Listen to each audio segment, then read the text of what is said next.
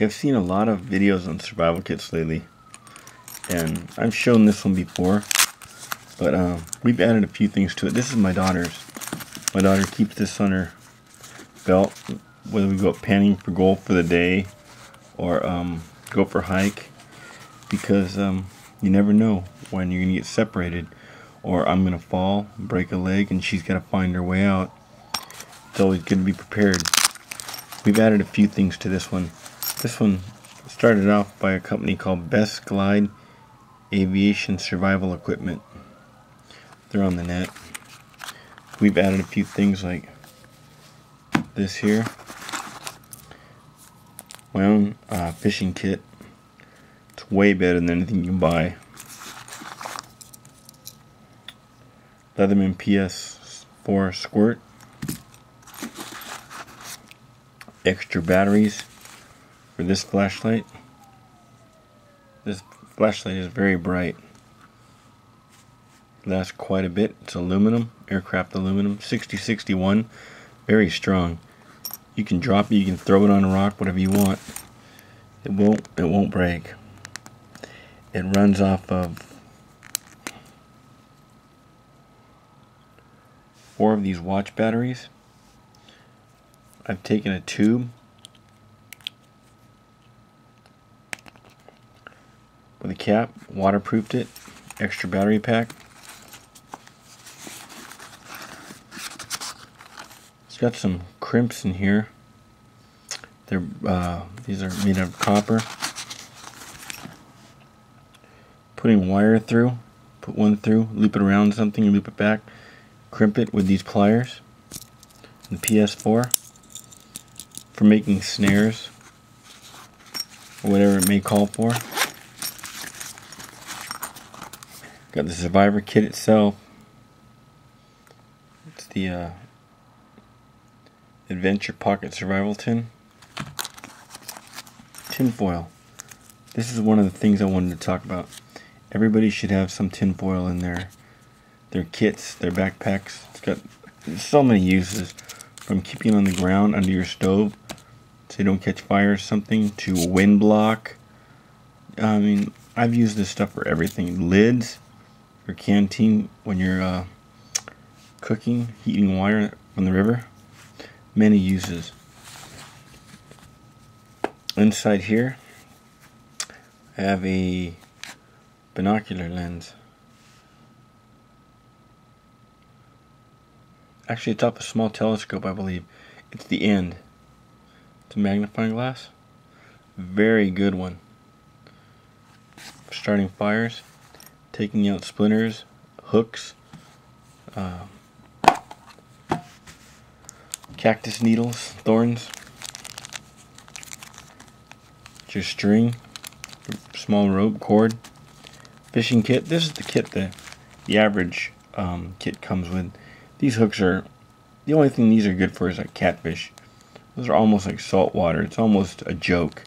You can't catch trout, bluegill, carp, anything that would be somewhere where you might have to survive, unless you're trying to survive in the Amazon River. You can't catch anything with that. And it's got about 15-pound string, fishing line, which again, you had a very difficult time catching anything with that. So I've made my own kit. I've got split shots, swivels, floats, long shank hooks, regular hooks, some dry flies, some nymphs, some wet flies, a couple jigs. This kit comes with a sewing needle with a huge eye, a bunch of safety pins, a threader. I've never seen a kit come with a threader. This one does. A spool of line, button in case your backpack breaks, loses something. I don't know. You might have a use for that. Some waterproof, windproof matches, a striker,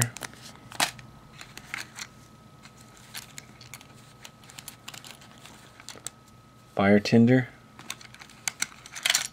a couple of beeswax candles, very loud whistle, zip tie, we added this, nice saw, a pencil for recording things, various size bandages, looks like a straight edge razor, but it's the blade.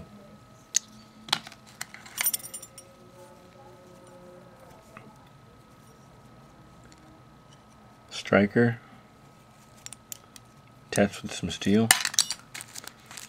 Signal mirror, a good one with the hole, so you can look up at the plane or the people and see where you're sending the signal. Water bag, another zip tie, very good compass. Some more bandages, water tablets, purifying, your instructions, some snare wire. Now this, used together with this, you can cook or you can boil. I'll show you how you do that.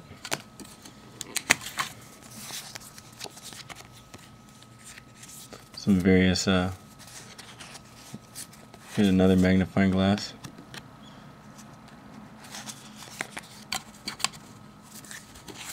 Some safety tips and survival tips. And if you had to, you could cook out of this tin. But everybody talks about the foil. I'd like to show you one good use for it. I mean, like I say, there's a lot of good uses. I've used them for fire blocks, many things. But let me take you outside and show you another good use for that. To do this would be from your survival kit. This is the foil that almost everybody carries. And this would be your snare wire. If you needed to boil water, tie it in between two sticks. I'll show you how to do this fold. It's a pretty cool fold. A little bit more than 1 cup.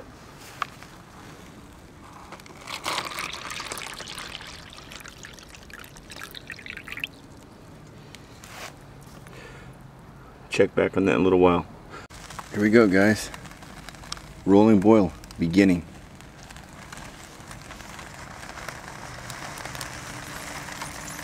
Yeah.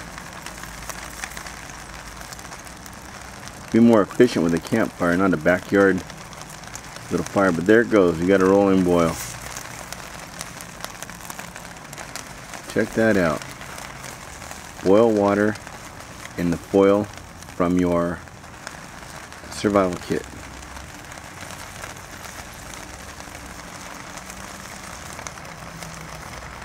I just let it go for a while. It's not actually my brass snaring wire. I didn't want to waste that. This is just some gardening wire to wire up some berry plants. And again, I'm using the Fargo titanium hexagon wood stove, which at the time happens to be my favorite stove.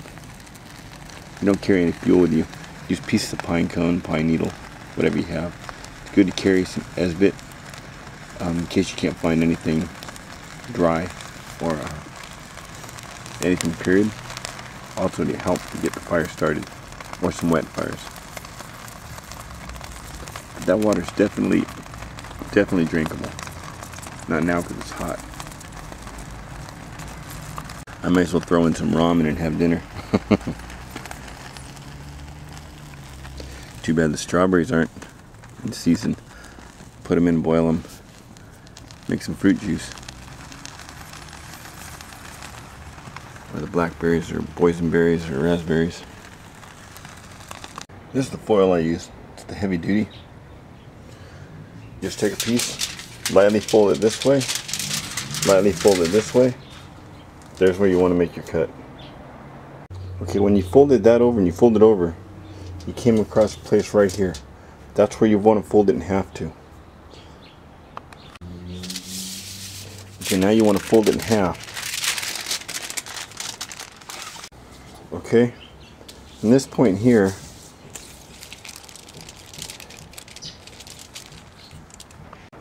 From this point here, you're going to push till this corner reaches over here, creating a straight line across. You can do that with both sides. There's one side.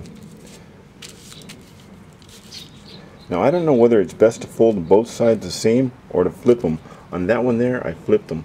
And it worked. So I'm going to do the same thing here. I'm going to flip this and fold this one straight across till this corner meets this corner. Like that. Now at this point, you take your wire, pull out about 2 feet, bring it straight across, fold it directly back. Put one on one side and one on the other, like this, and twist both ends.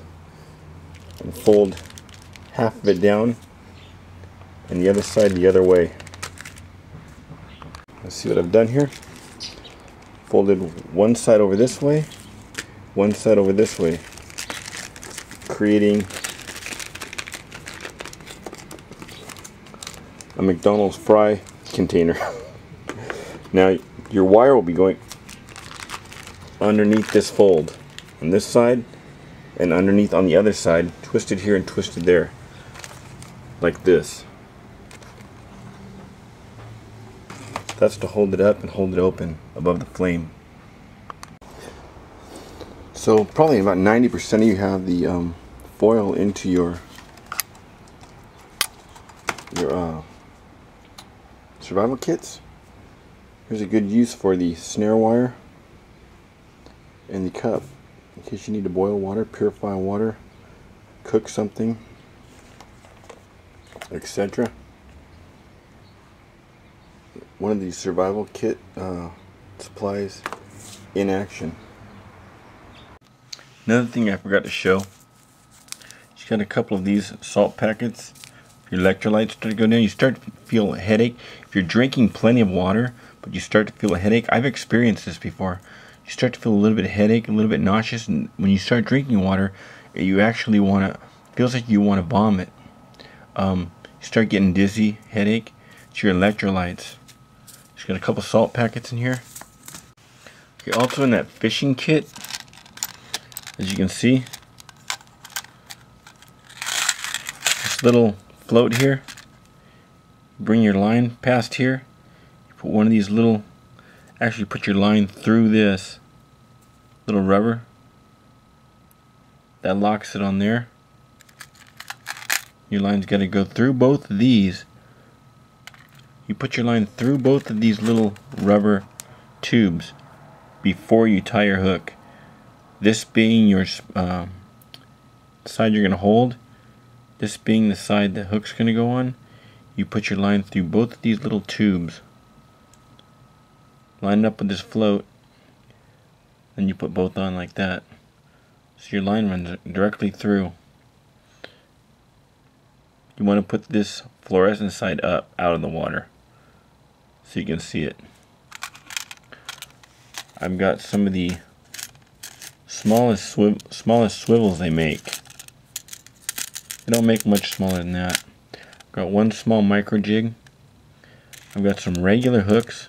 You'd want to use those regular hooks for like bees or worms. I got the long shanks. The long shanks you'd want to use like with grasshoppers, or you could thread a worm through there. Got a pail done for dry fly. I've got another color micro jig. I've taken almost every species of fish on these micro jigs. They're great. Small nymphs. Most streams and lakes, fish cannot resist these small nymphs. Large weight, get you the bottom, keep you the bottom. Really small weights, you can drift them down, bounce them off the bottom. And the line I keep, I've got some 4-pound Maxima Ultra Green Limp. It's my favorite line fishing for trout. Works equally well for bluegill, catfish, crappie. Carp, you'll have to work for a while to get that in without breaking the line. But if the fish are really heavy, you can use something like this.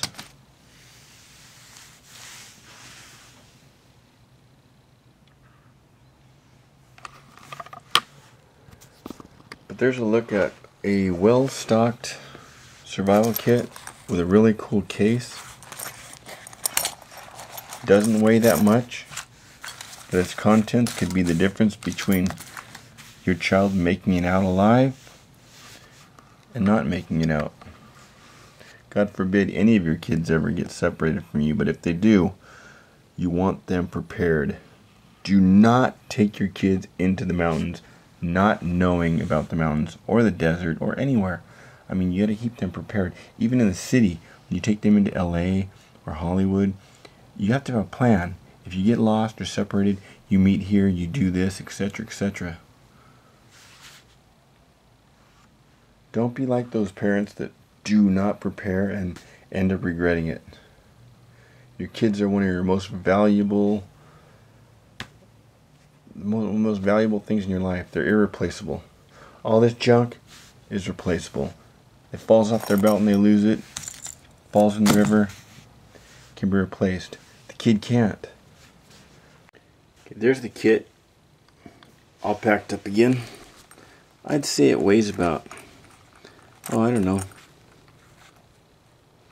10, 15 ounces. Under a pound. Kid won't even notice it's there. Shoot, I used to carry more weight than that, just rocks in my pocket when I was a kid. Nowadays people are so dependent on cell phones and computers and such that they think, oh, I got help at the tips of my finger. I can look up anything. I can Google Map. I can locate off this. Unless you have a satellite phone, your phone is nothing but an expensive watch, pocket watch, when you're in the mountain range. You will not get a signal. There are a few peaks here and there you can get a signal, but for the most part, you're on your own.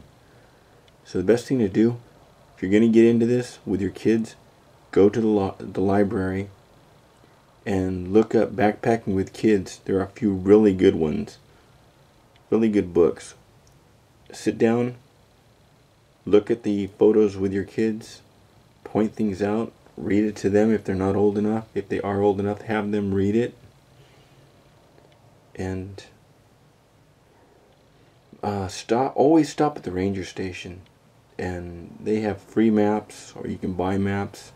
Ask about things to watch out for, places that are kid friendly. If you go up to Mount Baldy, you stop at the visitor center. In back of the visitor center, they have a whole setup for kids. They can learn a lot back there, and the rangers are really friendly. They'll tell you anything you want to know. That goes for most places here in California. I'm not sure about outside of California. I know there are ranger stations, but I don't know how they operate. Russia, for example, I found no ranger stations there, so you need to prepare your kids before you go in. If you get separated, what to do, where to go. If it becomes night, should they move, should they not move, to build a shelter. What I also recommend keeping with this, an emergency blanket. My emergency blanket right now is with my Hennessy hammock. I used it underneath. But an emergency blanket will fit inside, behind the case, behind the actual kit. There's room. The foil's there now in the fishing line. But you can fit an emergency blanket back here, or if you can't get your hands on an emergency blanket for some reason, a large trash bag. Show them how to cut it, make a wind block, make some kind of shelter. If he's a boy, he's gonna love this stuff. If it's a girl, well, she might not want to go in the first place, but if she does like my daughter, just talk to her about it, and I'm sure she'll find something interesting about it. Anyway, be safe and have fun. See you guys in the next one. Oh, don't forget to rate. Always rate my videos, and please make a comment. Let me know what I'm doing right, what I'm doing wrong, or what else I can show you. I've met a lot of good people this way. A lot of them have gone hiking with me. A lot of them plan to in the future. Maybe you'll be one of them. Anyway, I hope you enjoyed it. See you in the next one.